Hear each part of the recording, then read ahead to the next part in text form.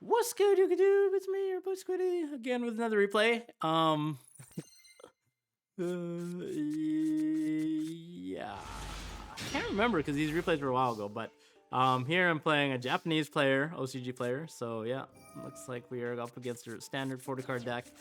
I can't remember if he makes me go first or if I just timed out, but anyways, we end up going first. So Pot of Desires, obviously just using the field spell that we drew into on this to try and draw into a Ray or a Rose, which we hit. Obviously, it would have been nice to be Ray, but you know, we can't complain with a hand like this. We got like literally 4 hand traps and a starter. So yeah, it's good. It's good. We'll take it. Take those, make Shizu, just set the Imperm and then add Engage. So yeah, very standard linear play. And this is just so strong. Even, like, yeah, the deck wants to go second, but like going first like this is just like, it's still very, very hard for like any decks in the format to push past. So see what he does. He's playing Drytron or Cyber Dragon. Oh, it's Cyber Dragon, okay. Obviously, Cyber Emergency, don't want to Ash there. You want to save it for something more impactful. He does this play. This allows him. This is actually bellable, by the way, because it adds from graveyard or from deck. But I decided to save Bell just because I know there are like other cards like Overload Fusion and like I don't know, Cyber Rev system that are more high impact. And plus, it doesn't matter if he adds the Cyber Dragon. Like the biggest thing he can do is a discard for like Galaxy Soldier because he already has monster on the field, right? So it doesn't matter. Cyber Dragon, a lot of people say is a bad matchup for Sky Striker, but it's really not. Like, yeah, they can contact fuse with your guys, but it doesn't matter. As long as you just keep plussing every turn, and then just like kill them with access code, it doesn't matter. Like, as long as you survive, that's like you're guaranteed to win more or less. So he contact fuse, yeah, whatever. Has a 24 guy. He's gonna repair plant, and I debate about ashing that, but I think to let it go just because he might do something like add Galaxy Soldier, and then he would have to discard. So then he would have, you know, Ash would be a +1 there. He goes this guy. I think I actually have to Veiler here because he can add like a lot of different cards that are pretty high impact in this deck, or he can add the trap, which could like pop my cards. So I decided to Veiler there just because I have these other hand traps and the Imperm set as well. So pretty safe, and we have Engage for the follow-up. Like I said earlier, Galaxy Soldier for Neg 1, discarding the Cyber Dragon. And it's easy just to Imperm that or Ash. Typically, they can also chain block with Galaxy Soldier when they discard the other card, but because he only discarded Cyber Dragon and not the Cyber Dragon that starts a chain, that guy, we decided to just Ash here because I think Imperm is just better to hold in case he has Overload Fusion or something hard drawn, where he makes the guy to go for game. And he's just going to link away into Verte to obviously, yeah, I totally forgot even Verte is a thing that I should Imperm. So if we Imperm there, we would have lost because like Ash doesn't interact with this card. So here's, he sends Overload Fusion, tries to go for game, and then we stop him with the Imperm. And I'm fairly certain he just has to pass because usually Verte is the last thing that you do because you can't special summon for the rest of the turn. So yeah, sad for him.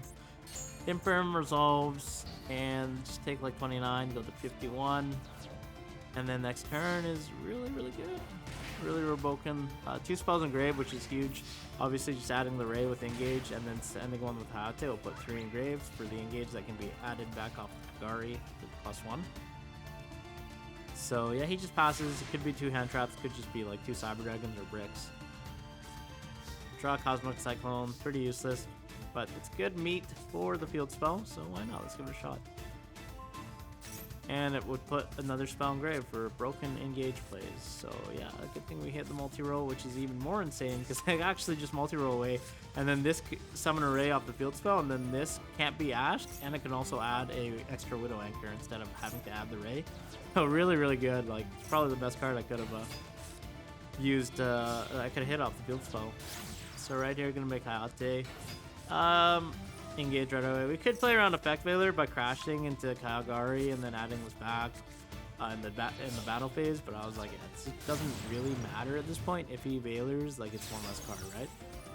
So, you know, I'm pretty sure I can even go for game at this point, almost, or very close. So might as well just like go for that play instead of just playing around Effect Veiler, right? Because he only has 2 cards, so it doesn't matter. Even if he nibs here, the other thing is, like, it doesn't really matter because we get a million cards set off multi-roll. He has 1 card in hand, drawing to 2. And we can, we have 2 hand traps as well. So it's just like, even if he nibs, it doesn't matter. We're still probably winning the game. So that's why I think I decided to go for a game here. Just do all these chains right away because you can't use them once you have monsters in the main monster zone.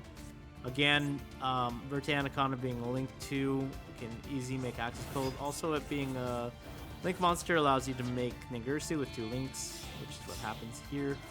Just to climb into Link 3 so you can make access code Doctor 5300 instead of 43, because obviously it targets the monster and then copies Link and then boosts his attack based on the Link rating.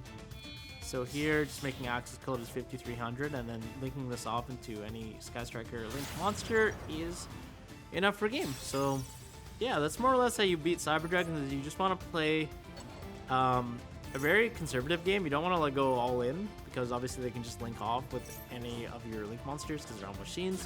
So yeah, just play conservatively, let them link off, you know, a couple times, however many times, but just like keep searching cards, keep trying to engage, and then don't get killed. That's rule number 1. And then at some point you can actually just go for the game once they're down on cards, because the deck just really has to push, I think, once or twice. And yeah, that's about it. If you guys like this video, subscribe, like, and comment. I'm gonna make some more. Deuces.